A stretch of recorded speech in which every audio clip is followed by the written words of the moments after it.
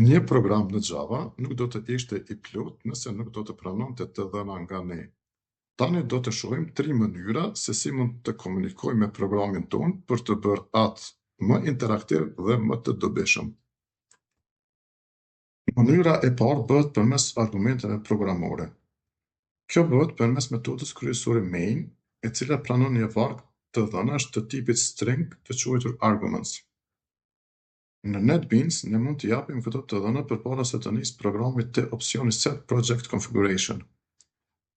Këto vlera renditen sipas pozicionit të tyre, ku argumenti i parë ka gjithmonë indeksin 0.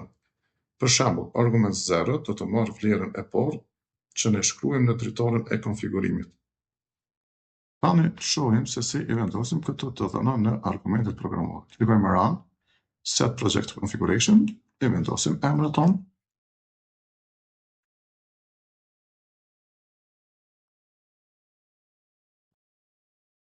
Okej, shfaqim kodin. Pra nëse gjatësia argumentet është më e madhe se 2, atëherë shfaq përshëndetje, argumenti 0, argumenti 1 dhe argumenti 2.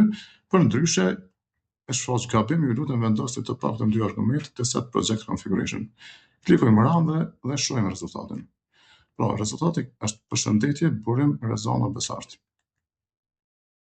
Mënyra e dytë dhe ndoshta më interesante për përdoruesit është përmes dritarëve interaktive. Për këtë, Java na ofron klasën JOptionPane. Përmes metodës show input dialog, programi shfaq një dritar grafiku ku përdoruesi mund të shkruajë të dhënat e kërkuara. Pra, klikojmë te Run file dhe na shfaqet dritarja e cila e përmban një fushë të tekstit, një buton OK dhe një buton Cancel. Vendosim një të dhënë, për shembull burim, dhe rezultati na kthehet përshëndetje burim. Një detaj shumë i rëndësishëm që kjo të funksionojë, duhet patjetër të vendosim urdhrin import për paketën Java Swing JOptionPane në fillim të kodit. Pra, pa vendosjen e paketës JOptionPane, ky program nuk funksionon.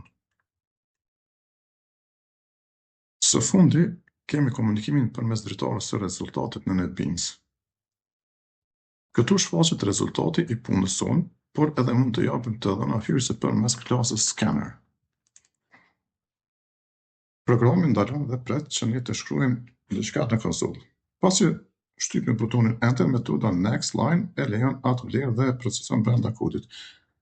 Shkruajmë Run file, për shembull shkruajmë Besart, klikojmë Enter dhe rezultati është përshëndetje Besart.